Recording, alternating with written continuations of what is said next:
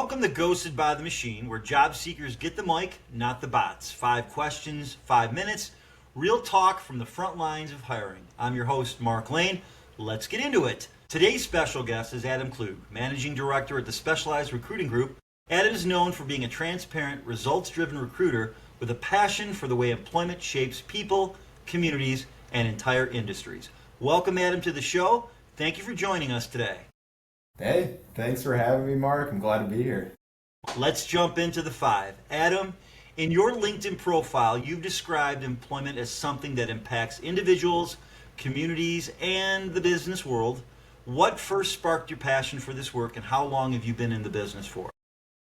What first sparked my passion for the work, like typical other recruiters out there, I kind of fell into the industry and just completely have been passionate, obsessed with recruiting, talent acquisition, and employment. And always have a side joke with my colleagues. I think the best job is getting other people jobs. But really, throughout my time in recruiting, it has been now close to 8-9 years, just how employment affects the individual, the business community, and just the business itself. It's been amazing. And I'm in a position I can really see and change people's lives by giving either their dream job or finding their next career move that's going to elevate them into other areas into their life. So that's why I do it. That's what I'm passionate about. And that's what keeps me coming back to work day in and day out.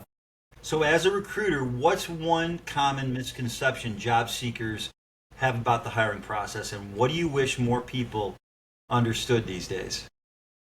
I think from the candidate side of it, what I see on social media a lot is that topic of the podcast, we ghost people. It happens. It's real. We're not perfect people at the end of the day, but that's what I want, as an agency recruiter like myself or in corporate talent acquisition. We do get sent a lot of applications, resumes, talk with a ton of people looking for work or seeking their next position. And, it's hard for us to stay up and stay in contact with everyone.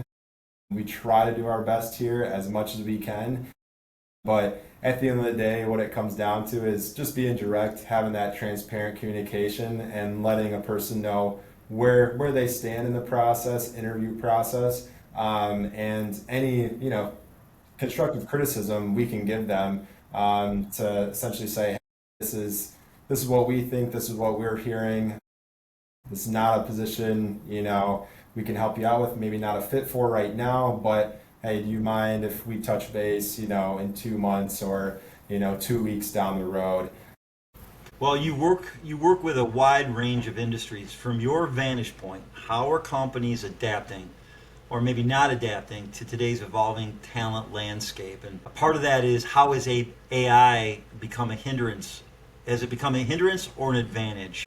Yeah, I mean, a little bit of both sides of the coin on that part. So I've been able to test some AI tools on my end, and there's one tool that would have essentially AI interviewing, a lot of phone screens. One nice thing about it is that it's on 24/7, early mornings, nights, weekends. So you can capture a lot of that information. Anyone can call at any certain time of the day.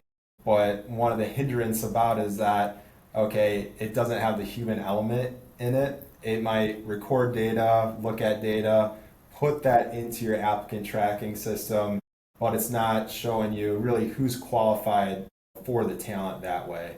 And so essentially, at the human element, you still have to go through all that data, right? You still have to reach out to that person, call that person, and get a feel for not only their experience and walk through their experience, but get a feel for their personality, and if they're going to be a culture fit with the company. And then even, outside of AI, and how this landscape is ever changing, ever growing, is that, this year, and part of last year too, there was a lot of, changes. They're political, whether in each state, comes down to the cities and the communities. There's a lot of uncertainty, in the market. So when that uncertainty arises, kind of a buzz term I've heard this year, I've heard from multiple industries, it's the no hire, no fire year. So Whoa. of course there's layoffs and we see that, but with a lot of that instability, it's saying, okay, hey, can we justify growing our team right now? What does that look like? Or, hey, should we put a posting up and then should we build a bench of talent that we want to hire here in the next 2 months, 3 months, when our business is a little bit more stable and we're ready to bring, a new team member on or multiple new team members on. So basically, they're deepening their job pool, and then down the road they'll go into that pool. The sad part is there's disconnect with myself or other job seekers right now trying to get back into the job market. They don't know what the story is. You're seeing a post that's up there for a job that's been up there for 30 days.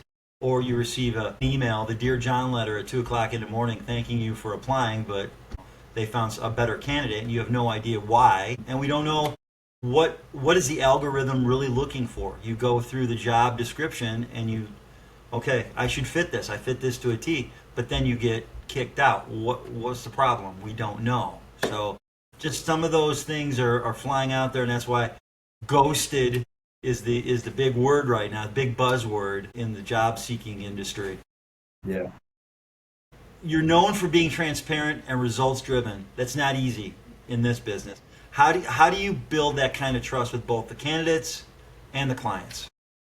Really with the candidate and my team that I manage, it's shooting people straight. At the end of the day, it's having really direct communication with them and letting each job seeker, each applicant, or any candidate that we talk to, letting them know where we stand or where they stand in the interview process, and what next steps are coming. Even if sometimes we don't know the next steps, we have to say, hey, we don't know the next steps. I've been following up to the client. I've been reaching out to the company. I'm trying to figure those out for you. I'm not going to not tell you that information until I know. I'm going to talk with you pretty much every single day or every other day, just let you know, hey, I'm reaching out. I'm trying to get this information, and just having that, ongoing conversation back and forth each day through that. And so it's tough. It's a challenge. It's an ongoing conversation, and the same thing on our company client side. It's that we want to be in lockstep. We want to be a partner to the business. As transparent as we are with them, we hope that they're as transparent to us so that we're all aligned and there's really no surprises when it comes down to it.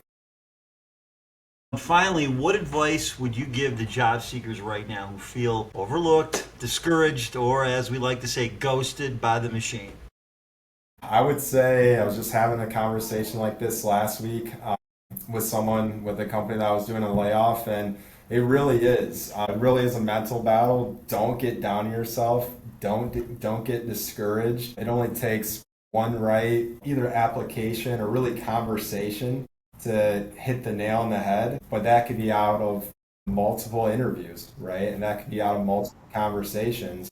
And also, like, a word of advice I would give is that even if you're looking for certain position titles, certain industries, what are similar titles, similar industries out there that you can look for, that you can apply for, and never turn down an interview conversation. Even if you're walking into an interview or talking on a phone interview with someone, even if you're not excited about the position and thinking in your head, I don't know if this position is right for me, or I'm not even interested in the company.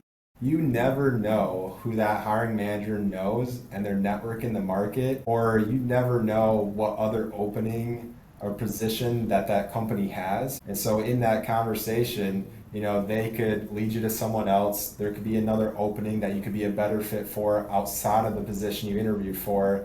And take a little bit more risk on positions that you're applying for or people that you're talking to, and always ask, if the position's not right for you, hey, I understand this position may not be a right fit for me, but is there anyone else that you know out there that could value my skill set, my experience, and I could be a good value add for their organization?